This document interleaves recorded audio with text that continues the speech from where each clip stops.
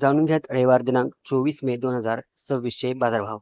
कांद्याची 13,653 क्विंटल आवक झालेले. किमान भाव 500 रुपये, कमाल भाव 1400 रुपये आणि सरासरी भाव 950 रुपये. बटाट्याची 9,432 क्विंटल आवक झालेले.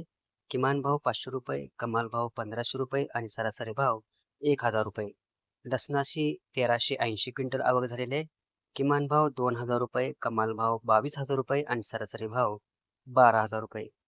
तर आल्याची 647 क्विंटल आवक झालेले. किमान भाव मिळालेला आहे 1000 रुपये, कमाल भाव 6000 रुपये आणि सरासरी भाव 3500 रुपये.